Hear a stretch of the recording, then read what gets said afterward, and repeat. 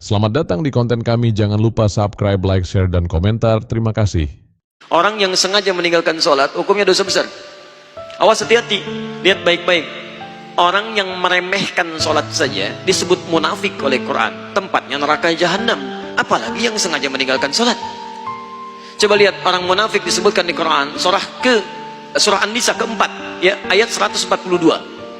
Innal munafiqina yukhadi'una Allah wa huwa khadi'uhum wa idza qamu ila sholati qamu kusala.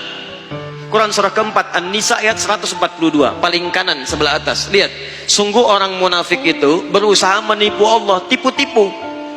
Apa diantara menipu Allahnya? Dia berusaha menipu Allah padahal dia menipu diri sendiri. Bagaimana caranya? Kalau sholat malas-malas, nipu. Nih Allah, saya mau sholat. Fisiknya kelihatan sholat, tapi sebetulnya dia enggan menunaikannya.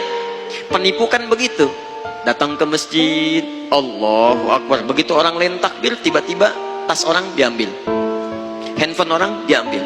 Di pura-pura di hadapan kita baik, padahal dia mengerjakan apa yang tidak kita sukai. Orang munafik disebut oleh Quran masih sholat. Antum kenal Abdullah bin Ubay bin Salul? Maryam kenal, Abdullah bin Ubay bin Salul kenal, luar biasa. Abdullah bin Ubay bin Salul itu tokoh munafik di Madinah. Itu kalau sholat tepat di belakang Nabi, Pak. Nabi sholat di sini, misal dia sholat di sini. Tapi begitu selesai sholat, Nabi keluar dari masjid, dia mulai provokasi teman-temannya. Tuh Muhammad SAW cuman cari muka saja di hadapan kita, cuman cari pengaruh. Gara-gara dia kita terpecah belah. Dia sholat di belakang Nabi, masih sholat, tapi sholat tidak disebut bermasalah oleh Al-Quran. Orang munafik sholat masih celaka. Apa tempatnya? Quran surah keempat ayat 140, posisi paling kiri sebelah bawah.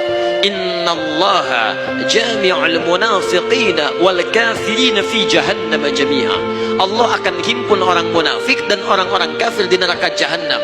Orang munafik masih sholat, tempatnya neraka jahanam. Ada orang sengaja meninggalkan sholat, maka tempatnya di mana? Paham ya?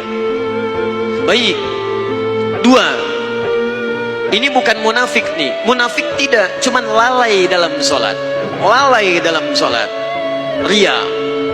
Fawailul lil musallin. Celaka orang sholat.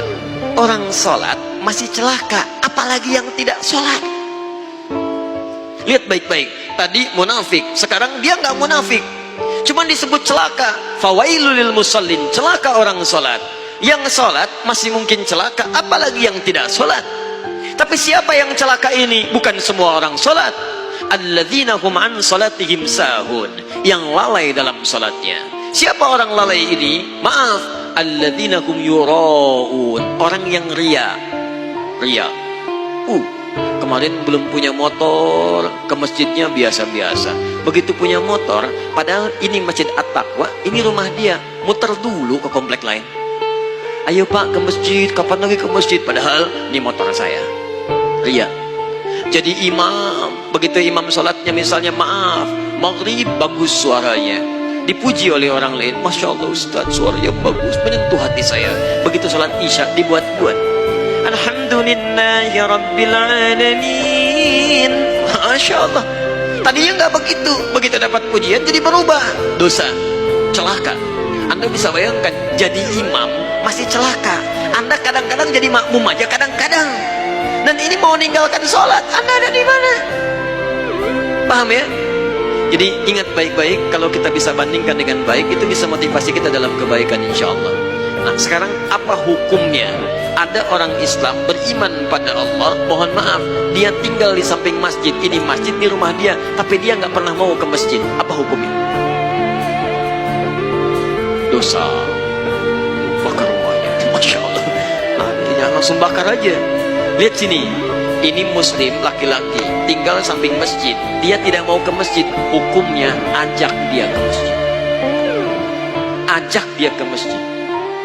Di hukum dakwah dahulukan kadang-kadang daripada fikih. Jangan hukumi langsung. Barangkali dia dititipkan oleh Allah dekat dengan Anda, supaya Anda ajak dia. Ini Anda tanya kepada saya, apa hukumnya orang meninggalkan sholat wajib? Akhir-akhir ini saya sering dapati orang meninggalkan sholat wajib. Maaf, cuman Anda yang mendapati, yang lain tidak mendapatinya. Barangkali ditunjukkan kepada Anda supaya Anda mengajaknya, bukan untuk menghukuminya. Ayo ajak dia dengan doa, ya Allah lembutkan hatinya. Sebelum engkau wafatkan, ya Allah beri kesempatan dia untuk menunaikan sholat. Berikan kekuatan dalam jiwanya. Anda doakan setelah Anda bangun tahajud, maka cepat Allah kabulkan. Besoknya Anda ajak lagi, baik kawan, ayo kita tunaikan sholat. Sholat kan nomor 2, nomor 1 main bola dulu. Gak apa-apa, hari pertama jalan lagi, hari kedua ingatkan lagi, hari ketiga ingatkan lagi. Bahkan barangkali dengan terus-menerus diingatkan, maka muncul hidayah dalam dirinya. Wadzakir, fadzakir innama anta mudzakir lasta alaihim bimusaitir. Wadzakir fa inna dzikra tanfa'ul mu'minin. Ingatkan karena peringatan itu bisa memberikan dampak pada orang-orang yang beriman.